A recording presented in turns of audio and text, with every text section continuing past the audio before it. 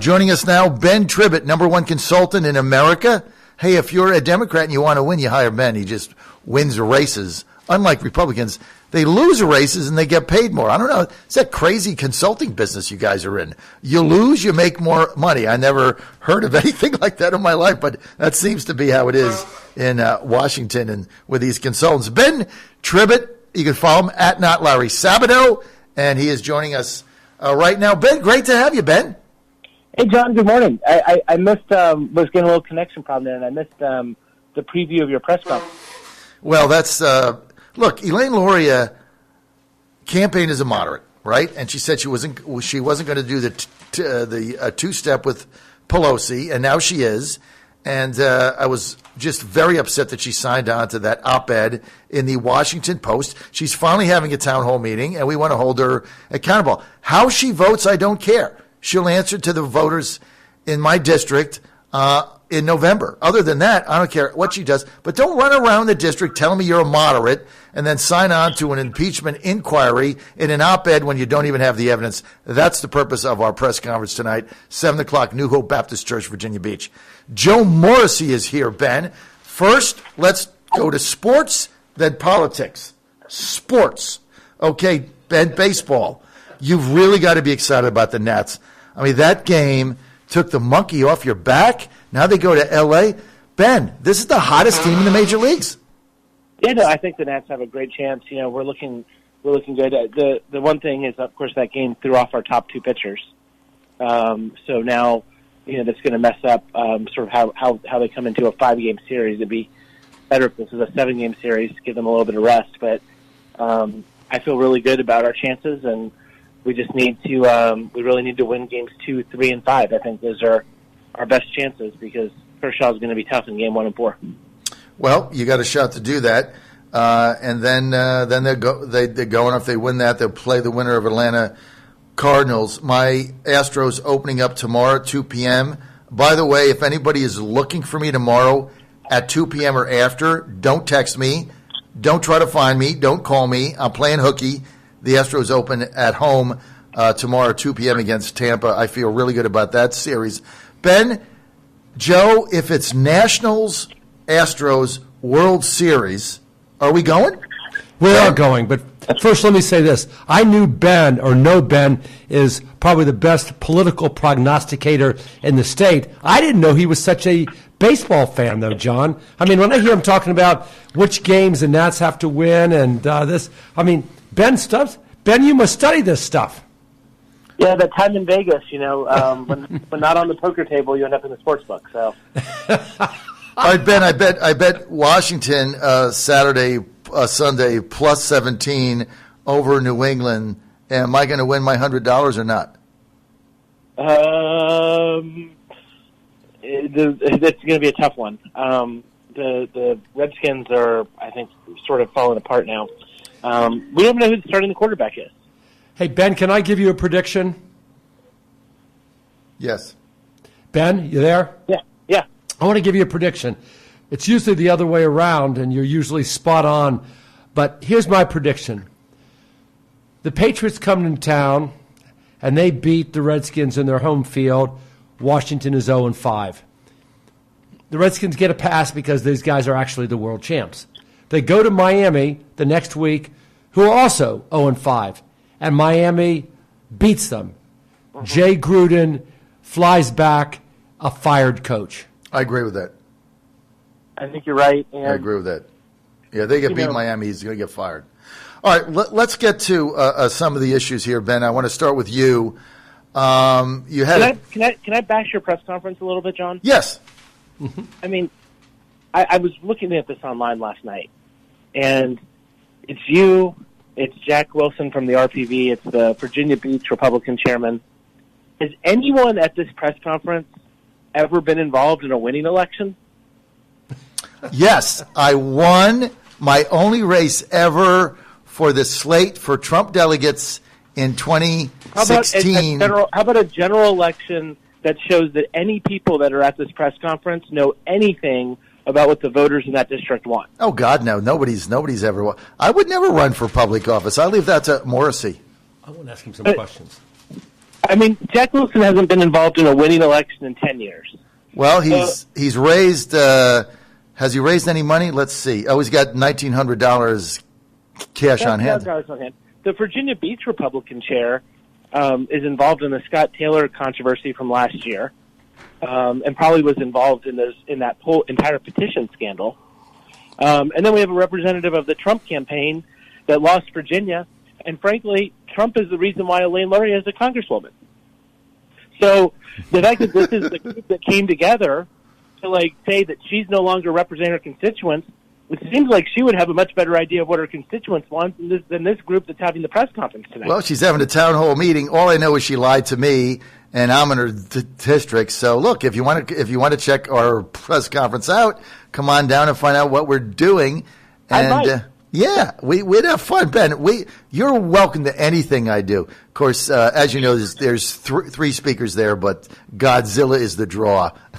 There's no question about it. All right, now, Ben, I'm going on my Twitter, minding my own business, tweeting a little bit, and all of a sudden, I see this Ben Tribbett tweet storm on poor little old Gene Rossi, who does a Saturday show here, and you just went off on Rossi like crazy. What's up with that? So I'm concerned that Rossi may be suffering from some sort of illness or problem. His behavior has completely gone off the rails.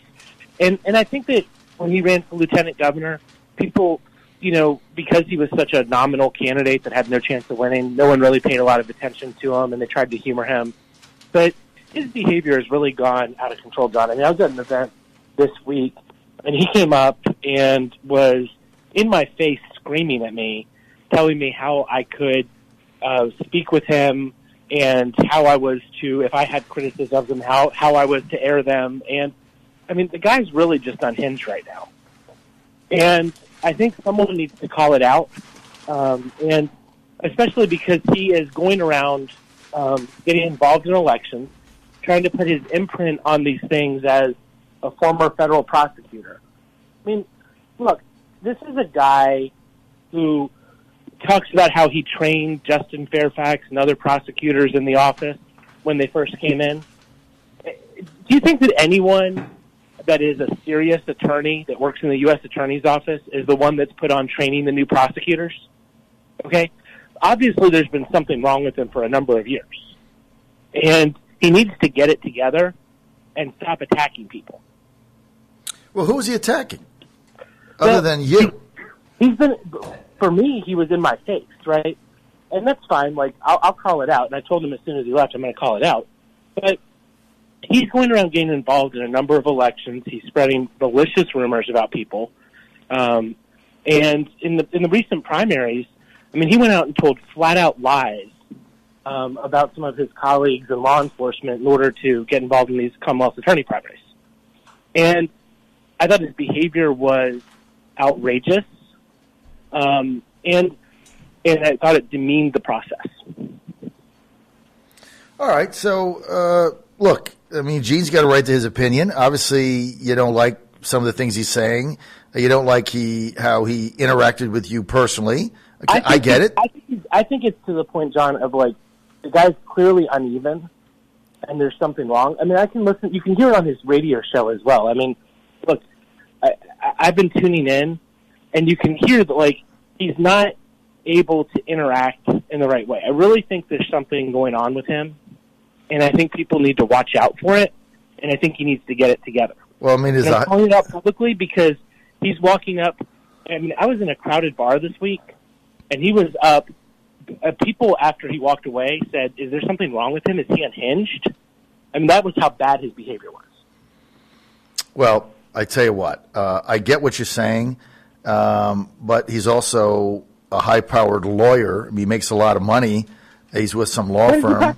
When does he practice law? He's on TV all the time, and all he does is set up things. So he's not practicing law. I don't think he even has any clients.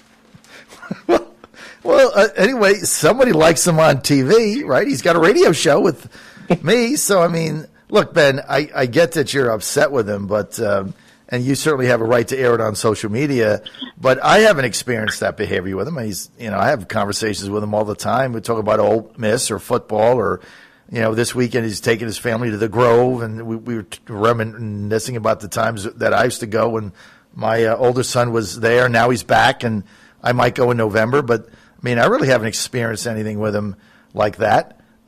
So maybe it's you guys are like, what is it, Joe? Fire and ice or something? Oil and water? Oil and vinegar. Maybe they just don't get along.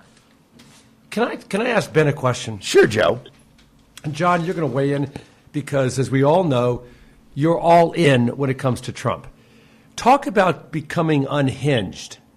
Ben, what do you make of Trump's voluminous tweets yesterday, his going off using vulgarity? And before you answer that, this is not coming from another Democrat's perspective, because I have said from the beginning, I read the transcript, I read as much as I could about this information. This impeachment inquiry is going nowhere in the United States Senate. With that said, many have opined that Trump actually encouraged this impeachment inquiry, and it will actually help his reelection efforts. I think it very well might. But with that said, what do you make of him literally getting unhinged over this? He could have played this so differently and just been dismissive of the Democrats once, here we go again. Instead of doing the business of their people, they're coming after me. That's fine. We're going to elect more Republicans in November to the House, et cetera, et cetera. But he's coming across as angry, John. He's coming across as beyond unhinged. He is incandescent with rage, and it is showing in his press conferences. The press conference with the Finland's ambassador was just over the top. What do you both say? Well, I'll start. He's not Ronald Reagan. He's Donald J. Trump. And so that feisty behavior that he has, that fact that he is willing to fight back all the time and damn the torpedoes, is why he has such popularity among his base. And you guys can sit here and, Ben's going to say how it's a disaster and he's going to lose. And Saslow told me I'm not saying that. No, I'm talking about Ben. Saslow told me the same thing last night. Let me just tell you something. When this is all said and done, Trump is going to win again, only bigger. He's going to get his base out in numbers that you have never seen in your life and never experienced. People are going to be coming out to vote for him like out of the woodwork, people you never even knew existed. And he's going to win again because, look, I like him because he fights. And his style is not Reagan's. His style is not some of these others. The Republican Party is dead, and he's revitalized the whole thing under a new name, America First, and have at it. That's his style. Let me hear from Ben. Yeah, I think besides the fact that Trump is unhinged, I think the presidency is essentially over. The question is really an exit strategy at this point. I think the things that are going on right now with the Ukraine, as the stories are leaking out about him having withheld the aid in advance, that the State Department may have been involved. I mean, Rudy Giuliani, I don't know if you saw his Fox interview last night, but when he was talking about some of these things, you could actually, Sean Hannity, mic was not turned off, and you could hear him in the background go, oh my God. So, I mean, these guys are completely losing even their own base, and it is falling apart. And you're seeing, you're an expert on the Trump base. Come on, Ben. Hey, Ben. The reality is that in the last 2 weeks, the support for impeachment has gone up 15 points, and that's all because of Trump's behavior and what he said. Okay. Fake polls.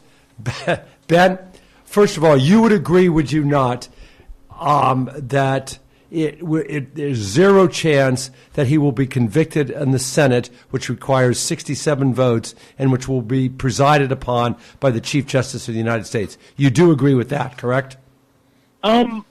Sort of, Joe. I think at this moment, I don't see Republicans breaking. I do think that what you will see is, as this goes on and as these stories continue and we learn more about this, that Republicans could move together. And remember that so long as Vice President Pence is not implicated in this, that at some point the Republicans may decide in the Senate to pull the plug. Well, I've heard that for the last 2 years. I don't think that's likely. Ben, let me just say this. Here's how I see things shaking out, and this is coming from a moderate D. As you get into this is not Watergate. This is President Trump, who I've criticized before numerous times, but this is President Trump asking a president of a foreign sovereign to investigate Biden's dealings with Ukraine whilst Biden was VP. Particularly, I'm talking about requesting the president to fire the special prosecutor who was looking into the chairman of the gas company that Hunter Biden was serving on. In other words, any inquiry of Trump necessarily involves an inquiry of Biden, and I predict that Biden is done. That leaves one person to get the Democratic nomination, in my opinion, Elizabeth Warren. Bernie Sanders is done. I say that respectfully because of his heart issue. Done. He cannot recover from that in a political sense. Of course, I wish him the best medically. So that leaves an election between Trump and a very, very liberal, almost socialist Democrat. You've got the economies in Pennsylvania, Ohio, Wisconsin, and Michigan storming along. So I don't see it the way you see it, Ben, and nobody respects your political acumen more than me. Ben, stay with us. We got to go. Just stay with us a couple of minutes. We got to go to the top of the hour news.